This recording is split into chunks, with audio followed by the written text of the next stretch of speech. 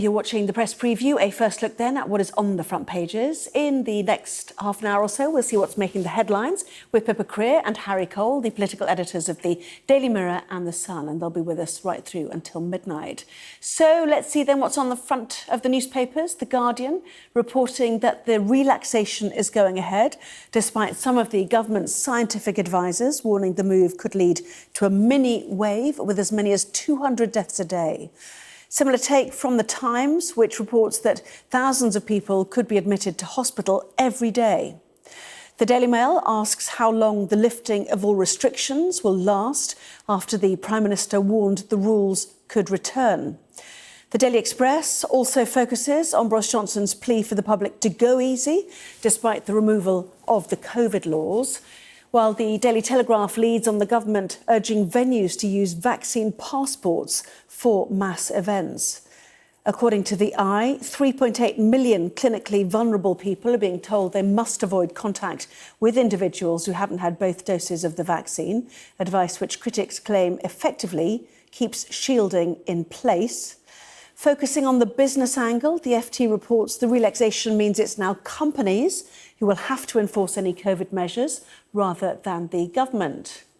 Meanwhile, we've got your back. The Sun leads on the racist abuse received by England football players following Sunday's Euros final, while the Daily Mirror features an image of an injured police officer and condemns both the racist and violent scenes after the match. England star Tyrone Mings' criticism of the Home Secretary, Priti Patel, who he accuses of encouraging the abuse, is the front of the Metro, while the Star declares it is coming home, but they're talking about the Sun as it's predicted to be quite hot, which is some relief to all of us because the weather's extraordinary. So Pippa Creer, Harry Cole are here. Two stories, I guess, in town tonight. And Harry, not perhaps the headlines that the government had wanted on pronouncing that Freedom Day, so-called, will go ahead. Yeah, a set of front pages so depressing. No one wanted today to be like this, did they? The only thing that seems to have come home, I think, is a massive reality check from the government scientists yet again. Something's happened in the last week. If you remember, this time last week, Boris Johnson was talking about personal responsibility. Robert Jenrick was talking about ripping off masks. Sajid Javid was talking about the time of personal responsibility. The end in sight. We can do this. This is Terminus Day, and it feels to me like those cases have crept up over the week. And the hospitalizations have started to tick up, and a small increase in deaths, but nothing compared to where we've been previously in waves of COVID. There just seems to have been a bit of a shift of tone. Freedom Day, yes, but once again, buried in the small print is instead of it being a terminus day and an ending of all restrictions, government reserves the right to slam us back into lockdown as and when they choose. So, everyone was in a bad mood as it was this morning. And I just think everyone's going to be a bit weary after reading tomorrow's papers again, because things we thought had gone away, vaccine passports, are back. And actually, if I was running a nightclub or a pub or a sports business, I would be pretty livid tonight, having, been promised that all this was going, to suddenly find out a week before so-called Freedom Day. The onus is now on us to make sure it all happens. Yeah, indeed so. We'll take a look at some of that scientific data, which has probably informed the government in some of the other newspapers. But to the impact of the change in tone, the Telegraph, you've mentioned, Harry, vaccine passports. Yes, it is down to personal and corporate responsibility, but actually we are all being urged to be far more cautious with things like vaccine passports, it seems, coming in for venues like nightclubs, Pippa. Yes, and, I have to pick Harry up on suggesting that something has happened in the last week that suddenly changed the government's mind. I mean, we sat here last week and talked about all of this, and even then it was clear that cases were rising. Hospitalizations, thankfully, in a very, the rises were very small and continue to be sort of slow and incremental rises. But it was clear then, and there were plenty of scientists then warning, including Sage, that the government's plans for so-called Freedom Day, as it was billed, were potentially going to be problematic, and that despite the fact that the legal restrictions were being lifted, there was still going to be a requirement for many of the measures to stay in place, for people not to rush back to work, for people to carry on wearing masks. And while that shift in tone has definitely happened this week, it's, forgive me for being a bit skeptical about some of the reasons behind it. Yes, the data has continued to go the wrong way, but the vaccination rollout continues. But there's also been quite a lot of public polling, which suggests that the public wasn't necessarily on board with some of what the government had been suggesting, face masks in particular, wearing them in the transport network and in shops. There was real public support for continuing that. And it kind of feels like we've been here before many times. Of course, the difference this time is that there's a vaccination programme, and we all hope against hope that means that this lifting of restrictions can continue and does end up becoming permanent. But the data seems to suggest the contrary, and it's. How many times have we sat here weeks after being sort of made promises about lifting, or spending Christmas with our families, or Easter with our families, or being able to travel abroad in the summer or whatever, and it hasn't come to pass? And it's hard to escape the feeling that, here we are again. Yes, and certainly over in France too, in a televised address, President Macron said that anyone who wanted to go to a restaurant, shopping mall or hospital, or get on a train or a plane would need to show a COVID-19 pass, equivalent, I suppose, of what we're hearing. Denmark as well, restaurants, public events require a digital pass. Some German states require the same for restaurants, etc., etc. I mean, we're not alone in thinking about this, but it was kind of thrown out, wasn't it, the whole vaccine passports idea. Are you supportive of it, Harry, or is it stepping on our liberty once again? I'm not going to get swivel-eyed about this and die in a ditch. If people are comfortable going into a venue, a big stadium, say like last night, I've certainly used it to go to a couple of the pilot events over the last few weeks. It's very easy. It's not some great infringement of your civil liberties to be asked to take a test before you choose to actively partake in a public activity. If you don't want to do it, don't go. Where I think it does get a bit ridiculous is this idea that we're going to need, and it's ever going to be practical to have to display it to go in and out of a pub, in and out of a shop. I think there's definitely a line to be drawn there. The government reserved the right to sort of roll it out more in the winter in a bid to keep things open rather than going back into a lockdown. So we'll see where that gets to. On the great narrative push, just going back to where we were before, I should say, Freedom Day, top line is it is going ahead. It does feel to me like there may have been a bit of a pact done with the between the sort of ministers and the medics to get them to all over the line for for July 19th to go ahead next week. In the fact that actually what the government really wanted to do is shear a lot of this legislation off of the statute book. That was what was making people quite uncomfortable, this continuing legal enforcement of things. And actually the pact they've done with the medics is actually, yes, they will make it sound very gloomy in order to do that. But at the end of the day, it is now down to people's choice. It is down to personal responsibility. So it's a sort of it's more about the messaging, and actually should the restrictions, should things get better, should the vaccine rollout improve things as it appears to show they are doing. It is doing, sorry. It'll actually be a lot easier to open up now without having to actually change the law.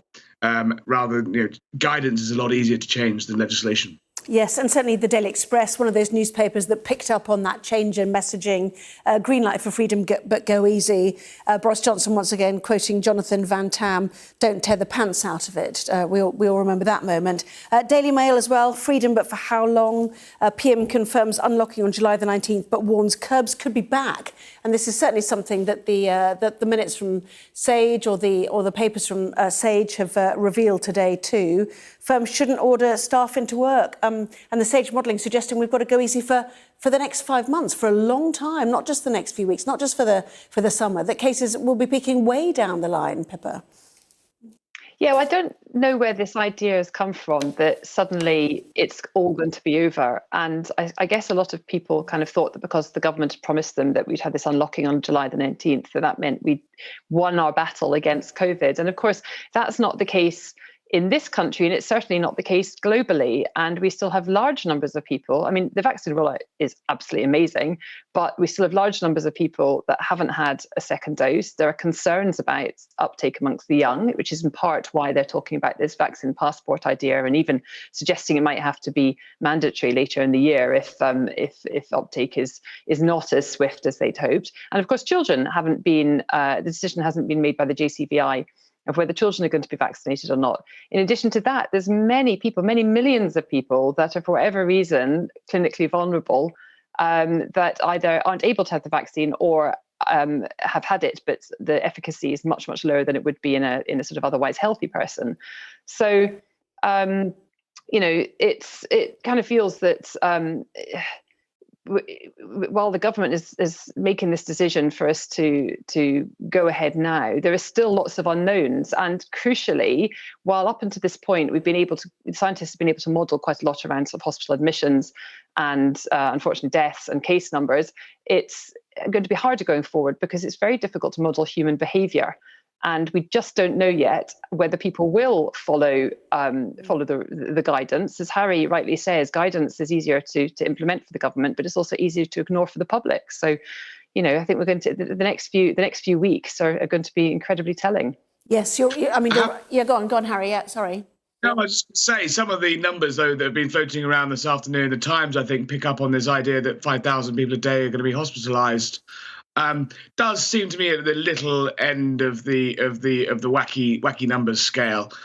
These sort of worst case scenarios being thrown around that have been way out before, and actually even at the peak of the second wave in the darkest days of January, I don't think it ever got over more than about 4,223 people. I just looked that up.